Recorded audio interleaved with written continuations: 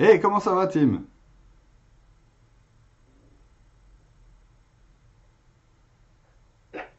It's going great. Does this translate back into French for you? Ça se passe très bien. Est-ce que cela se traduit à nouveau en français pour vous? Ce qui est très très amusant, c'est que j'entends ta voix avec un accent québécois.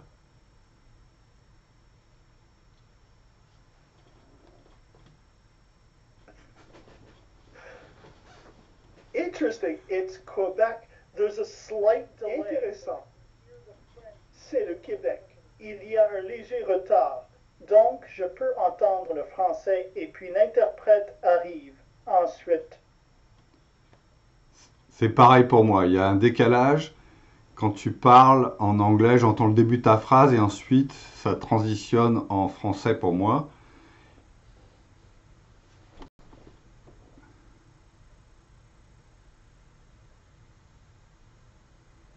that's how it happens on my side also. I start hearing you speak in French. C'est comme ça que ça se passe de mon côté aussi. Je commence à t'entendre parler en français et puis il commence à le traduire. Donc si je résume en fait, de chaque côté, si on a une licence Copilot, il suffit de choisir l'interpréteur dans notre langue, la langue qu'on veut parler. Et comme ça, si tu parles en anglais, ça va me traduire en français. Et si moi je te parle en français, tu reçois en anglais.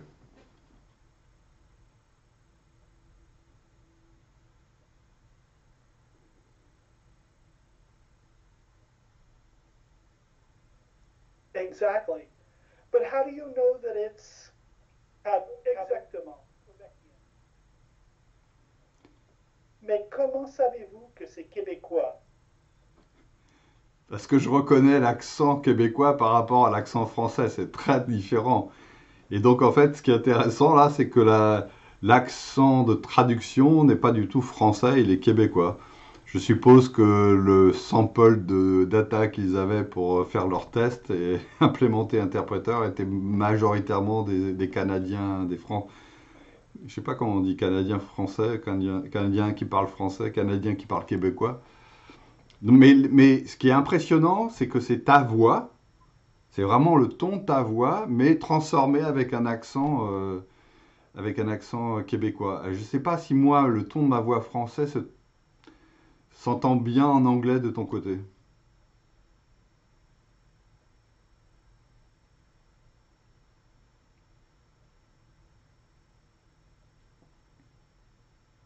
It I can tell that it is not you, but it's really close to how you sound. Je peux dire que ce n'est pas vous. I can tell that it's more, mais c'est vraiment proche de votre sonorité.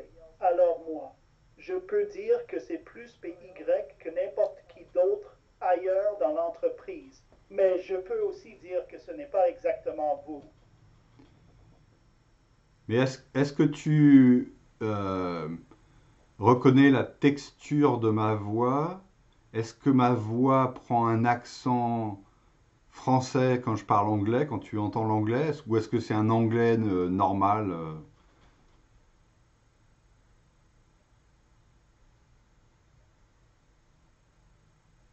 No, it definitely sounds like you.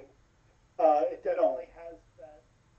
Vraiment, ça vous ressemble vraiment. Or however you would describe that, where il a définitivement cette intonation, ou peu importe comment vous la décririez, ou je peux certainement dire que c'est votre accent français en anglais. C'est plutôt cool. Je ne le fais pas. A-t-il quelque chose que vous pourriez dire qui serait quelque chose que quelqu'un dirait à Paris qui le ferait? Ce ne serait pas québécois.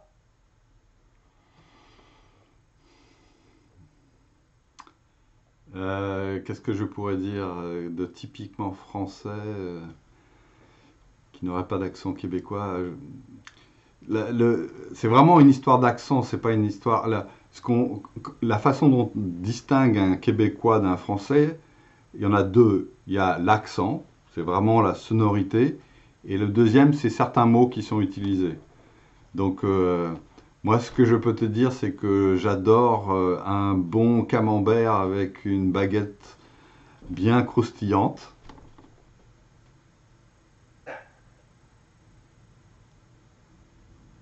Absolutely. So I'm assuming Camembert is a cheese. Absolument. Je suppose donc que l'ours en carbone est un fromage.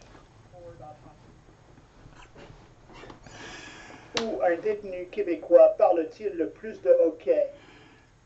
Donc il y a quelques limitations parce qu'il a traduit camembert en ours carbone, carbone ours.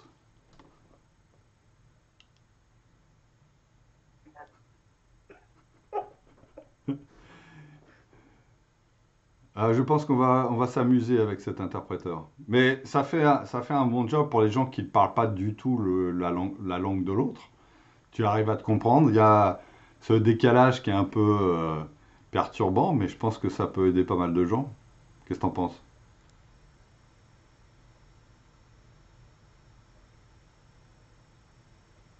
I think so, and I think if it's available in, je pense,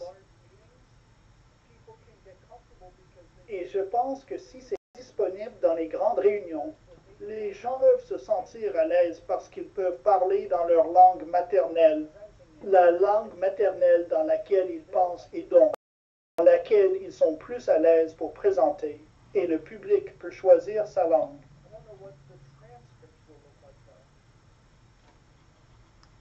Je ne sais pas à quoi ressembleront les transcriptions. Cependant, Écoutez. C'est une bonne question.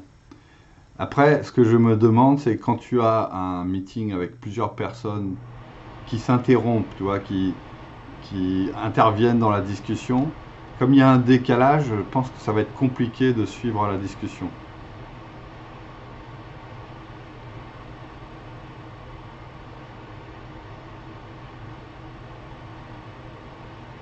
I think so, but I'm starting to learn what we pense. Mais je commence à apprendre ce que nous n'avons fait que faire, cela pendant 2 minutes. Il y a une frontière quand vous parlez. C'est une sorte de motif arc-en-ciel et une icône de signe en haut à gauche qui me dit que c'est en train de se traduire. Alors je me suis en quelque sorte. J'apprends à ralentir le produit. Oui, c'est un bon point. Il y a un indicateur qui permet de voir si c'est en cours d'interprétation ou pas. Non, je trouve ça, en tout cas pour une première expérience, c'est pas mal.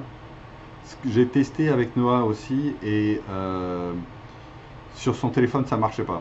Donc il pouvait pas activer l'interprétation. Donc apparemment c'est une fonctionnalité qui est disponible que sur ordinateur, pas sur téléphone. Un autre truc qui est assez marrant, c'est la traduction de certains mots. Là, l'histoire du camembert qui est traduit en carbone ours. Et un autre truc marrant qui est très compliqué du fait du français, c'est que tu sais qu'en français, on utilise deux façons quand on parle à une personne, on dit soit tu ou soit vous. Le tu est amical et le vous est respectueux. Quand tu connais pas bien quelqu'un, tu vas plutôt vous voyer. Quand tu connais bien quelqu'un, tu vas le tutoyer. Et en fait, là, il traduit systématiquement le vous. Il n'est pas capable de savoir si notre relation permet le tu.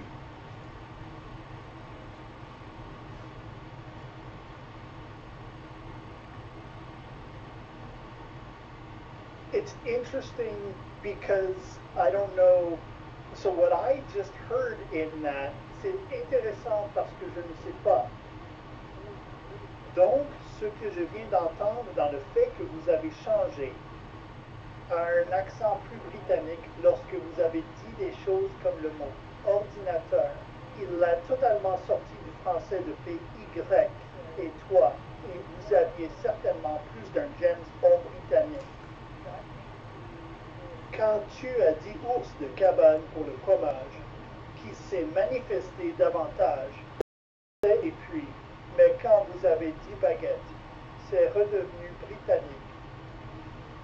C'est surprenant. Mais au moins tu as compris l'essence de ce que je voulais dire.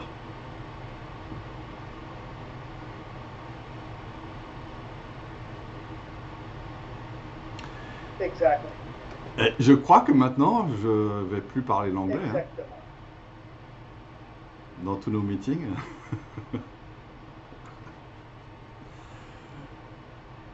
Bon, bah ça fait 15 minutes de vidéo, je pense que c'est assez long pour YouTube pour une première expérience. Je te remercie du test. Je vais arrêter l'enregistrement.